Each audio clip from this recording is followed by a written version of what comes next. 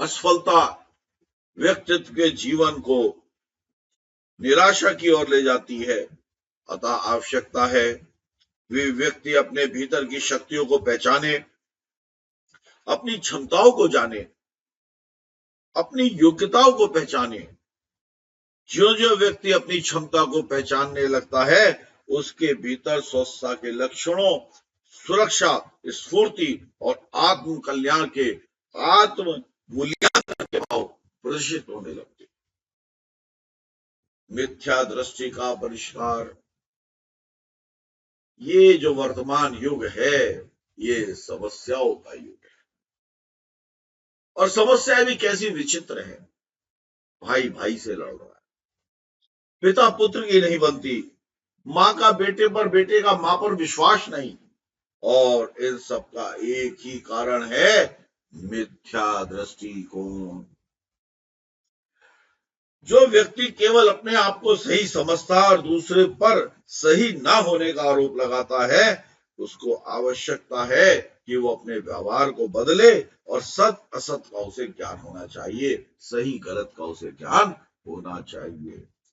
व्यवहार परिष्कार के लिए मिथ्या दृष्टिकोण का बदलना अनिवार्य है। अगर मिथ्या दृष्टिकोण नहीं बदलेगा तो असंतुलित व्यवहार से संतुलित व्यवहार की ओर कभी नहीं जाया जा सकता है। व्यवहार परिष्कार के लिए मिथ्या का दृष्टिकोण बदलना नितांत आवश्यक है।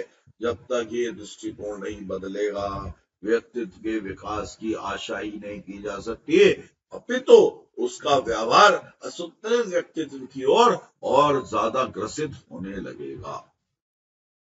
अंतर्दृष्टि का विकास। व्यक्ति दो प्रकार के होते हैं, एक अंतर्मुखी और एक बहिर्मुखी। बहिर्मुखी व्यक्ति आज समाज में यत्र तत्र सर्वत्र व्याप्त है, भरे पड़े हैं। और उन्हीं के कारण आज समाज रुग्ण समाज में बदल रहा है। लोकतंत्र में एक व्यवस्था और भी ज्यादा पल्लवित होती है, जिसके कारण संस्कृति पर खतरे बढ़ते चले जा रहे। जरूरी है व्यक्ति अंतर्मुखी बने।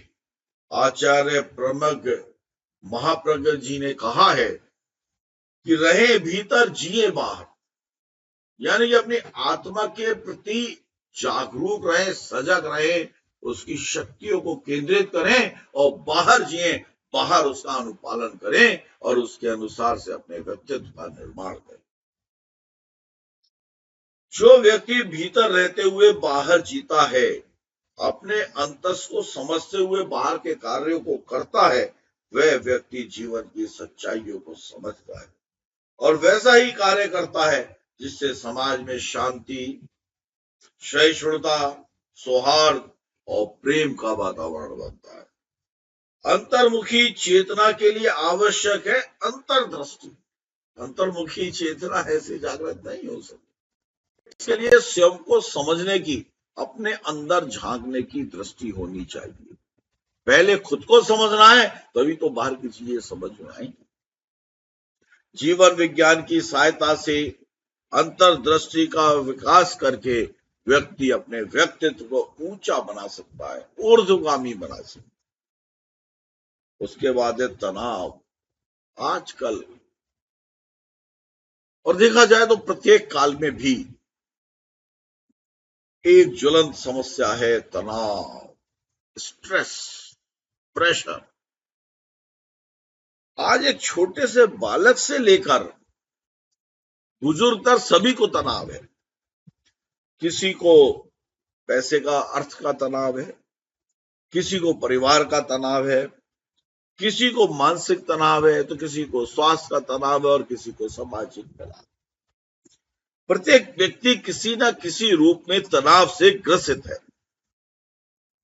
तनाव का एक मुख्य कारण अभाव भी है। जब किसी चीज की वस्तु पर न्यूनता हो जाती है तो वो उसको लेकर के तनाव ग्रसित होने लगता है, अब क्या होगा। और जहां अभाव है वहां तनाव है।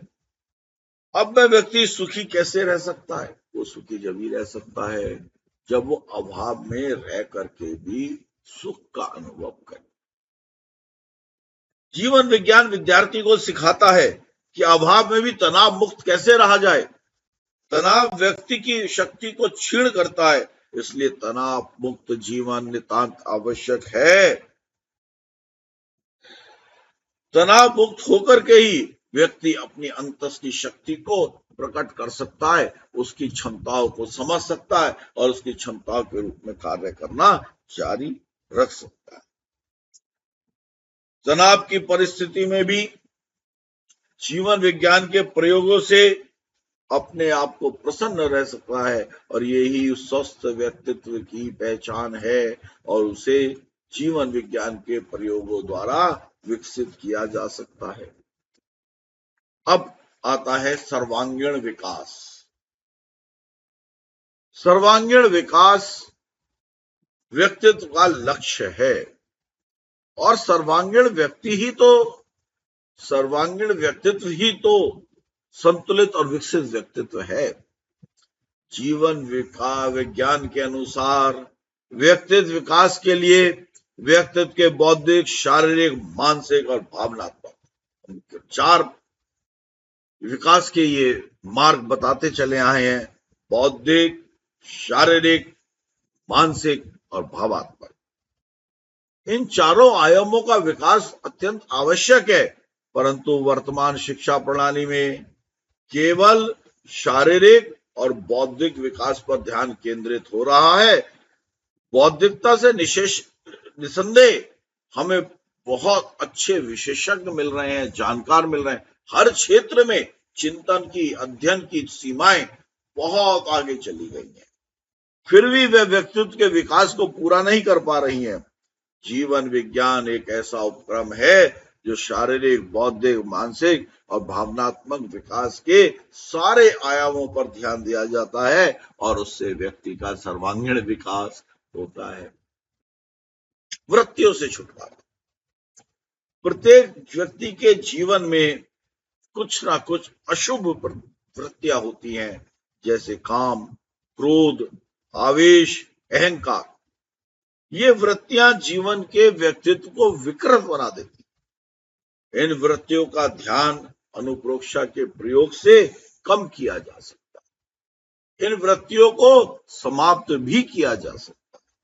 जीवन विज्ञान एक प्रायोगिक विज्ञान है और उसके कारण इन वृत्तियों से छुटकारा पाया जा सकता है या उनको कम किया जा सकता है, जिससे अपने व्यक्तित्व को संतुलित करने में मदद मिलती है और व्यक्ति असामान्य व्यक्तित्व से सामान्य व्यक्तित्व की ओर बढ़ने लगता है। सकारात्मक सोच। सकारात्मक सोच का होना व्यक्तित्व की सफलता का बहुत ही महत्वपूर्ण बिंदु है। जीवन विज्ञान एक ऐसा विषय है जिसकी सहायता से सकारात्मक सोच का विकास किया जा सकता है। जब व्यक्ति की सोच सकारात्मक होती है तब वह कभी भी तनावग्रस्त नहीं होता। वो सरलता और ऋजुता के भाव से लेकर के प्रत्येक कालखंड में, प्रत्येक समस्या में, प्रत्येक विपत्ति में, प्रत्येक कार्य में तटस्थ रहता है। सकारात्मक सोच से ही अपने जीवन के लक्ष्यों को प्राप्त किया जा सकता है। इसीलिए सभी जगह कहा गया है कि सकारात्मक बनो और नकारात्मक को छोड़ दो। दृष्टि को बदलो, सृष्टि को बदलने का प्रयास मत करो। जैसे ही दृष्टि बदलेगी, सृष्टि अपने आप बदल जाएगी। नशा मुक्ति। जीवन विज्ञान चारित्रिक एवं नैतिक मूल्यों के विकास की एक आवश्यक शिक्षा पद्धति है। आज अनेक लोग जो कोई ना कोई नशा करते हैं, चाहे वो सूखा नशा हो, गीला नशा हो, तंबाकू से लेकर के अनेक प्रकार की नशे उपलब्ध हैं। वहीं शराब इत्यादि नशे भी आजकल सामान्य सी बात होते जा रहे हैं। नशा करने वाला व्यक्तित्व कभी भी ऊंचा नहीं उठ सकता। इसलिए नशा मुक्त जीवन में ये अत्यंत अपेक्षित है कि नशा करने वाले अपनी आदतों को परिवर्तित करने के लिए जीवन विज्ञान के प्रयोगों को आत्मसात करें। नशा करने वाले की आदतों में परिवर्तन लाने के लिए जीवन विज्ञान के प्रयोग बहुत ही लाभकारी है। जीवन विज्ञान के इन प्रयोगों के द्वारा, इन उपयोगों के द्वारा व्यक्ति अपने जीवन को नशा मुक्त कर सकता है और नशा मुक्त करने के बाद प्रेक्षा ध्यान के प्रयोग से अपरमार्थ केंद्र पर ध्यान करने से नशा मुक्ति संभव है। कार्य क्षमता का विकास। अब आता है, ये तो सब ठीक है, पर जब तक कार्य क्षमता का विकास नहीं होगा, शक्तियों का जितनी अंतस की शक्तियां हैं उनको उपयोग में लाया नहीं जा सकता और वो शक्तियां निरर्थक हो जाएंगी। उसके लिए क्या बताया है कि प्रेक्षा ध्यान के प्रयोगों के द्वारा कार्य क्षमता का विकास हो सकता है। यह जीवन विज्ञान का एक अभूतपूर्व उपयोग है। जब हम अपने भीतर झांकते हैं तो हमें हमारी क्षमताओं का पता लगता है। आत्मविश्वास के द्वारा कार्य क्षमताओं का विकास होता है और आत्मविश्वास एक ऐसी शक्ति है जिसके द्वारा व्यक्ति किसी भी कार्य को कुशलता पूर्वक करने में समर्थ रहता है। जीवन विज्ञान में कार्य क्षमताओं को बढ़ाने के लिए अनेक उपाय बताए गए हैं, निर्दिष्ट हैं। कार्य क्षमता के विकास के लिए सबसे पहले तो एकाग्रता का होना अति आवश्यक है। एकाग्रता का अर्थ है कि जो काम कर रहे हैं उस समय उसी काम को चित्त लग उसी में स्थिर रखना। एकाग्रता ऐसी एक शक्ति है जिसके बलबूते पर हम कोई भी कार्य सफलतापूर्वक कर सकते हैं। बिना एकाग्रता हम किसी भी लक्ष्य को प्राप्त नहीं कर सकते। बिना कंसंट्रेशन, जब तक हम कंसंट्रेशन ही नहीं होंगे, हम उस कार्य के प्रति अपने चित्त को स्थिर ही नहीं रखेंगे, तब तक उस कार्य को सफल नहीं कर सकते। इसलिए लक्ष्य को प्राप्त करने के लिए एकाग्र होना जरूरी है। जीवन विज्ञान के द्वारा हम अपनी इस एकाग्रता को बढ़ा सकते हैं। यह एक प्रायोगिक विधि है, एक्सपेरिमेंटल ट्रुथ है, एक्सपेरिमेंटल काम है। एक्सपेरिमेंट का प्रयोग करके हम अपनी एकाग्रता को बढ़ा सकते हैं। प्रेक्षा ध्यान में श्वास प्रेक्षा और एकाग्रता को बढ़ाने के लिए सरल और सशक्त उपाय है श्वास प्रेक्षा। अतः जीवन विज्ञान एकाग्रता को लाने में सहायक है, जो सामान्य व्यक्तित्व के विकास के लिए अत्यंत आवश्यक है, जो संतुलित विकास के लिए अत्यंत आवश्यक है। अब हम बात करते हैं कि शिक्षा के अंदर जीवन विज्ञान कैसे उपयोगी है। किसी भी देश या राष्ट्र के विकास में शिक्षा के महत्व को नकारा नहीं जा सकता। उसका एक अपना बहुत बड़ा महत्व है। शिक्षा ही किसी राष्ट्र की उन्नति का साधन है। स्वतंत्रता प्राप्ति के बाद भारतवर्ष में विद्यालय और विद्यार्थियों की संख्या में अभूतपूर्व वृद्धि हुई है। विद्यालय और विद्यार्थियों की बढ़ती संख्या को देख करके समझा जा सकता है कि भारत भी शिक्षा के प्रचार और प्रसार में निरंतर प्रयासरत है। और आज तो स्थिति यह है कि विश्व के अनेक विश्वविद्यालय, उद्योग और अनेक प्रकार के सेवा कार्य भारतीयों के कारण ही तो चल पा रहे हैं। कोई ऐसा क्षेत्र नहीं विश्व के अंदर जहां पर भारतीयों ने अपनी मेहनत का, अपनी कार्य क्षमताओं का सिक्का ना जमाया। इसलिए आज शिक्षा का स्तर बहुत ऊंचा हो चुका है। परिणाम स्वरूप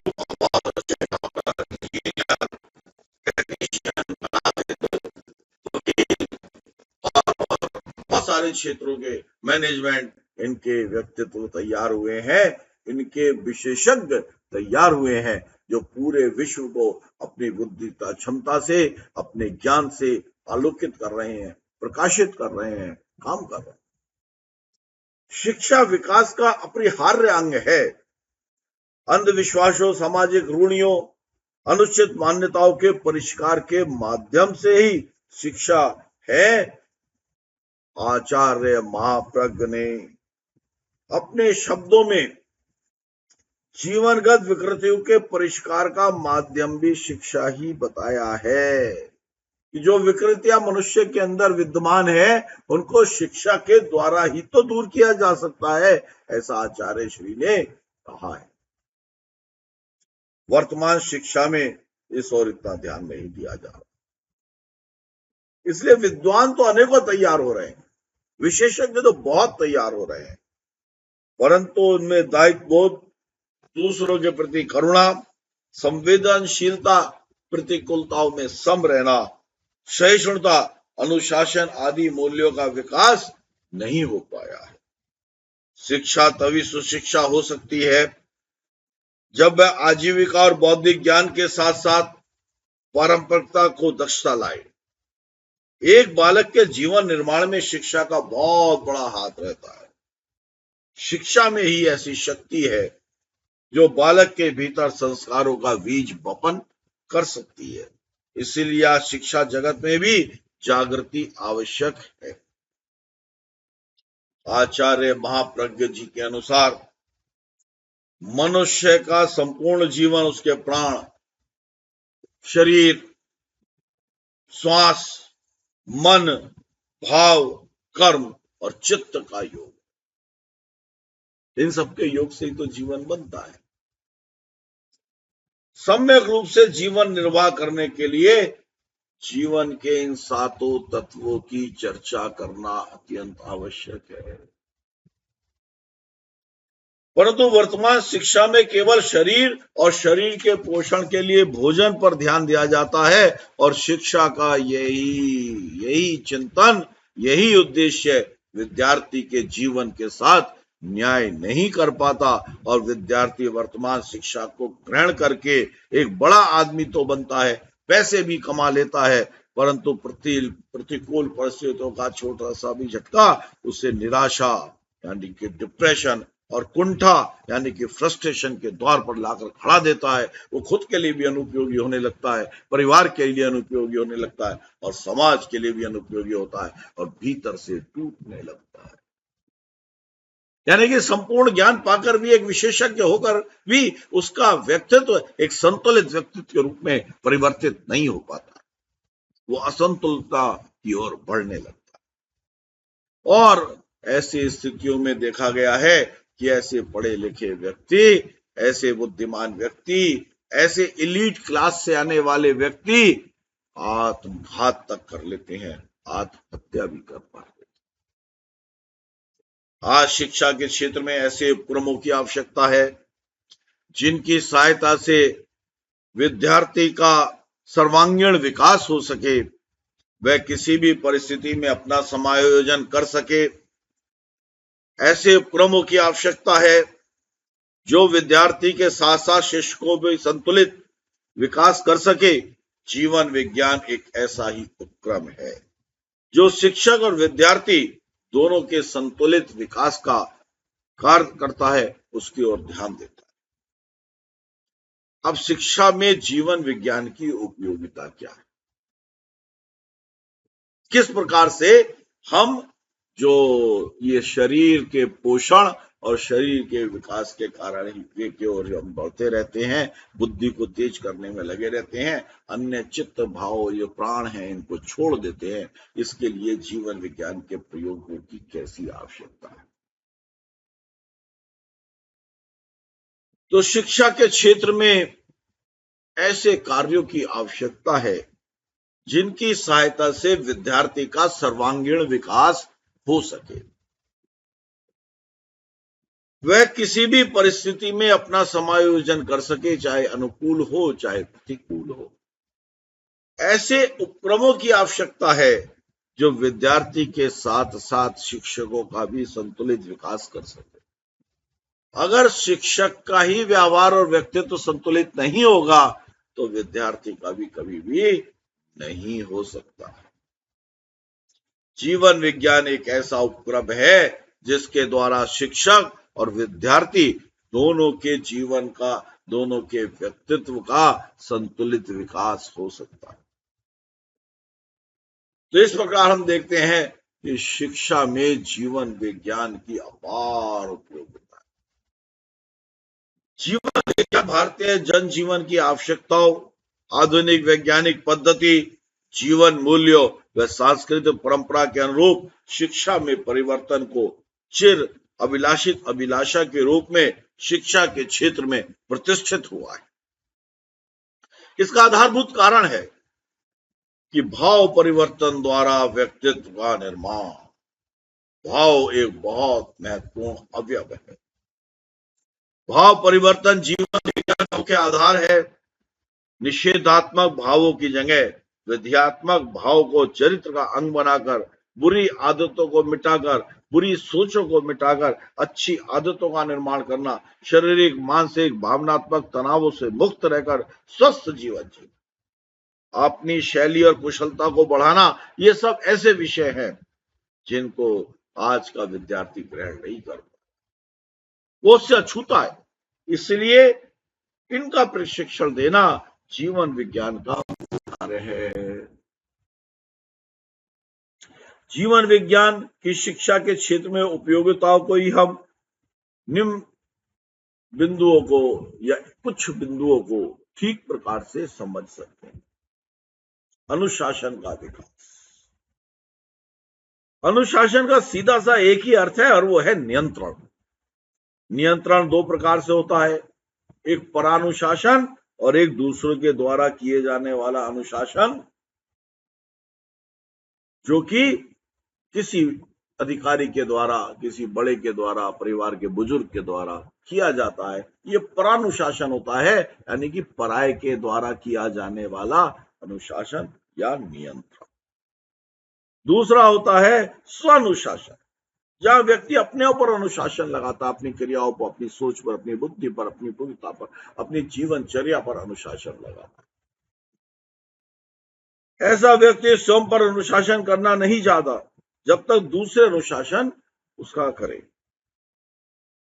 गलत कार्य करने से रोके, उससे ऐसी अपेक्षा रहती है।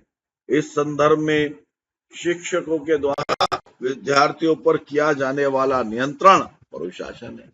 हम देखते हैं एक शिक्षक अनुशासन बनाने के लिए अपने विद्यार्थियों को नियंत्रण में रखता है और उन्हें अपने अनुसार चलाने का प्रयास करता है। ये परानुशासन। विद्यार्थियों में परानुशासन को सहन करने की क्षमता के विकास के साथ साथ स्व अनुशासन, अपने ऊपर ही अनुशासन की क्षमता का जगे, इसके लिए शिक्षा में जीवन विज्ञान को जोड़ना अत्यंत आवश्यक है। जीवन विज्ञान के प्रयोगों के द्वारा केवल परानुशासन नहीं, स्वानुशासन का भी विकास किया जा सकता है और उसी के कारण जीवन के अंदर मूलभूत परिवर्तन लाए जा सकते हैं। सृजनात्मक शक्ति का विकास। सृजनात्मक शक्ति के विकास का अर्थ है जो पहले से चला आ रहा है, जो माना जा रहा है कि ऐसे होता है, उससे अलग हटकर कुछ नया कार्य, रचनात्मक कार्य करने की क्षमता का विकास। यह क्षमता कुछ विद्यार्थियों में सहज विकसित होती है, इसे गॉड गिफ्ट भी कहते हैं। कुछ में इसका विकास किया जा सकता है। जीवन विज्ञान के अंदर दर्शन केंद्र पर किए जाने वाले अंतर्दृष्टि जागरण के प्रयोग से सृजनात्मक शक्ति के विकास का लिए उपयोग किया जा सकता है। आज का युग प्रतिस्पर्धा का युग है। आज के युग में जिसमें जितनी ज्यादा सृजनात्मकता है उतना ही वो प्रगति कर सकता है। अतः ये आवश्यक है कि शिक्षा में ऐसे प्रयोग जुड़े जिनसे विद्यार्थियों की सृजनात्मक शक्तियों का विकास हो सके। स्मृति का विकास। आज विद्यार्थियों के लिए सबसे बड़ी समस्या है स्मृति, याद ना रहना। कल का पढ़ा भी भूल जाते हैं, जबकि विद्यार्थियों को तो जो पढ़ लिया वो सदैव याद रहना चाहिए, तभी तो उसका उपयोग वो अपने जीवन में कर पाएंगे, तभी तो उसका उपयोग वो अपनी जहां जिसके भी वो विशेषज्ञ है उसमें कर पाएंगे। छोटी उम्र में भी आज याद करने की समस्या बनी रहती है। यदि बड़ा काम करना है, स्वयं का, परिवार का और राष्ट्र का विकास करना है, तो स्मृति का विकास बहुत जरूरी है। है। याददाश्त का विकास बहुत जरूरी है। स्मृति का विकास न केवल विद्यार्थियों के लिए अपितु शिक्षकों के लिए भी बहुत जरूरी है। और जीवन विज्ञान की एक प्रायोगिक शिक्षा पद्धति है जिससे विविध प्रयोग, विविध प्राणायाम, ध्वनि, मुद्रा के मस्तिष्कीय क्षमता को विकसित करने के लिए लाभदायी है। जीवन विज्ञान के ये प्रयोग स्मृतियों को, याददाश्त को बढ़ाने के लिए अत्यंत उपयोगी है। इसके अंतर्गत ऐसे प्रयोग कराए जाते हैं जिससे व्यक्ति के मस्तिष्क के वे प्रकोष्ठ, न्यूरॉन्स प्रभावित होते हैं जो व्यक्ति की स्मरण शक्ति को बढ़ाने के लिए काम आते हैं। उन प्रकोष्ठों को उपयोगी बनाया जा सकता है, जागृत किया जा सकता है जीवन विज्ञान के इन प्रयोगों के द्वारा, जो है ध्यान है, जो है ध्वनि है और मुद्रा है। ध्यान, ध्वनि और मुद्रा, इनके माध्यम से इन प्रयोगों को करने से स्मृति का विकास होता है। उसके बाद है पक्षपात रहित व्यवहार का निर्माण। किसी भी देश, परिवार, राष्ट्र, समाज के विकास के लिए आवश्यक है विद्यार्थियों का सम्यक निर्माण। हर बार शिक्षा के क्षेत्र में भी तो पक्षपात देखा जाता है। व्यक्ति योग्य ना होने के कारण भी शिक्षकों के पक्षपात के कारण अधिक नंबर ला करके आगे की पंक्ति में जाकर के खड़ा हो जाता है, जबकि योग्य शिक्षार्थी विद्यार्थी पीछे की पंक्ति में चला जाता है। वे विद्यार्थी भी ज्यादा अंक प्राप्त कर लेते हैं जो योग्य नहीं है, परंतु उनका संबंध शिक्षकों से, वो शिक्षकों के चहेते हैं, जिसके कारण वो विद्यार्थी अंदर से टूट जाते हैं। अतः आवश्यक है कि शिक्षकों का व्यवहार न्यायपूर्ण, शिक्षक और विद्यार्थियों के बीच में प्रेम का वातावरण बना रहे। विद्यार्थी शिक्षक का सम्मान करें, तभी विद्यार्थी अनुशासन में रहेंगे। और जो शिक्षक विद्यार्थियों की योग्यता का सही प्रकार से अंकन करते हैं, उन्हें आगे बढ़ाने का प्रयास करते हैं, उन्हें वात्सल्य देते हैं। उनके लिए पक्षपात रहित व्यवहार का निर्माण अत्यंत आवश्यक है, जो जीवन विज्ञान से ही संभव है। अनेकांत का व्यावहारिक प्रयोग शिक्षकों के स्वस्थ व्यवहार निर्माण के लिए बहुत उपयोगी है। अनेकांतवाद, आचार्य तुलसी जी ने अनेकांतवाद के अनेक प्रयोग की बड़ी वृहद व्याख्या की है, जिसके उपयोग से शिक्षकों का व्यक्तित्व पक्षपात रहित हो सकता। आध्यात्मिक एवं वैज्ञानिक व्यक्तित्व का निर्माण। कोरा विज्ञान, कोरा बौद्धिक ज्ञान जिसे पढ़ाकू कहते हैं, वह विद्यार्थियों को सब कुछ दे सकता है, परंतु सच्ची शांति जिसकी तलाश में फिर वो घूमता रहता है, नहीं दे सकता। बौद्धिक व्याख्या से व्यक्ति इंजीनियर, डॉक्टर, वैज्ञानिक और अन्य प्रोफेशनल तो बन सकता है, वो ऊंचे क्षेत्रों को छू सकता है, वो सफल हो सकता है, परंतु अनुकूल प्रतिकूल परिस्थितियों में अपने मानसिक संतुलन को नहीं बना पाता और भावावेश में आकर बहुत बार गलत व्यवहार कर लेता है। इसलिए संतुलित व्यक्तित्व के लिए भावों पर नियंत्रण करना बहुत जरूरी है। भावों के नियंत्रण के लिए व्यक्ति को अध्यात्म की ओर अग्रसर होना आवश्यक है, और इसके लिए जीवन विज्ञान एक सम्यक कदम है, क्योंकि जीवन विज्ञान एक आध्यात्मिक शिक्षा है। वो केवल एक बौद्धिक शिक्षा नहीं है, वो केवल एक संसारिक शिक्षा नहीं है। अध्यात्म का अर्थ है आत्मा के निकट रहना, परमात्मा को समझना, आत्मा को परमात्मा बनाने की ओर अग्रसर करना। जीवन विज्ञान के द्वारा शिक्षक एवं विद्यार्थी दोनों में अध्यात्म के बीज अंकुरित किए जा सकते। और इसके बाद है संस्कार का निर्माण। आखिर संस्कार ही तो वो विभूति है जिसके कारण व्यक्ति, परिवार, समाज और देश का एक सतत विकास होता है। संस्कारों के द्वारा ही जीवन में रहने की पद्धति का विकास होता है, उसके अंदर सम्यकता आती है, सरलता आती है, रिजुता आती है। आज हम तकनीकी क्षेत्र में तो बहुत बढ़ गए हैं, परंतु संस्कृति और संस्कार के क्षेत्र में बहुत ह्रास हुआ है, विनाश हुआ।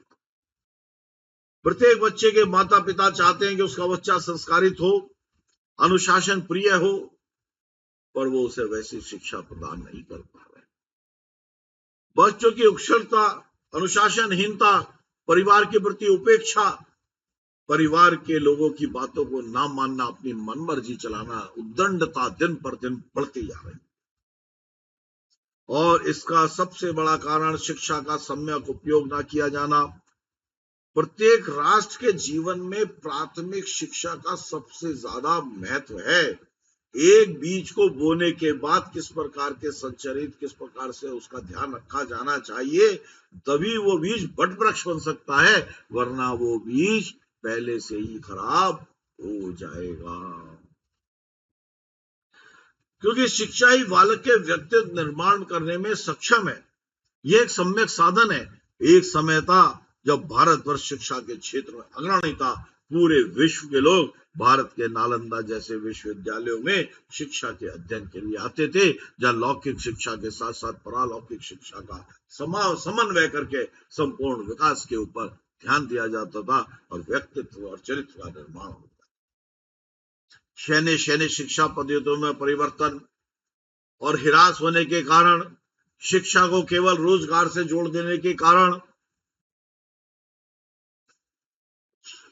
ब्रिटिश शासन काल में शासन की नीतियों के प्रभाव से शिक्षा पर ही नहीं बल्कि उसके प्रसार पर ही असर पड़ा। और लॉर्ड मैकाले ने जिस शिक्षा पद्धति का निर्माण किया, उससे क्लर्क तो पैदा होने लगे, परंतु जो लोग अपने दिमाग का प्रयोग करके सृजनात्मक कार्य को, रचनात्मक कार्य को करके समाज और देश को एक दिशा दे सके, ऐसी शिक्षा का अभाव होने लगा। इसलिए इस प्रक्रिया को बदलना होगा। शिक्षा के वर्तमान स्वरूप को कहीं ना कहीं बदलना होगा। बच्चों को ऐसी शिक्षा देनी पड़ेगी, बच्चों का विकास और उसके साथ साथ संस्कारों का विकास हो। केवल वो शिक्षा का ज्ञान ना कर पाए, जीवन को कैसे जीना है, दायित्वों को कैसे जीना है, मर्यादाओं में कैसे रहना है, समता स्थिति को कैसे रहना, अनुकूल प्रतिकूल भावों में कैसे स्थिर रहना है। इसलिए शिक्षा के साथ जीवन विज्ञानों को जोड़ा जाना नितांत आवश्यक है। बच्चों को संस्कारित किया जाना नितांत आवश्यक है और जीवन विज्ञान के प्रयोगों के द्वारा ऐसा किया भी जा सकता है, ऐसा हो भी सकता है। इसलिए संस्कार निर्माण के लिए जीवन विज्ञान एक बहुत ही उपयोगी प्रयोग है, उपयोगी है और वह एक मूल्यपरक शिक्षा को प्रदान करता है। वह जो वर्तमान की शिक्षा है, इसको मूल्यपरक शिक्षा के रूप में विद्यमान करके न ही केवल व्यक्ति के व्यक्तित्व का विकास करता है, बल्कि उस व्यक्तित्व के विकास होने के कारण पूरे समाज की स्थिति और जो भारतीय संस्कृति एक ह्रास की ओर जा रही है, वो ऊर्ध्व गति की ओर जाने लगती है, ऊपर की ओर जाने लगती है और उसका विकास होने लगता है।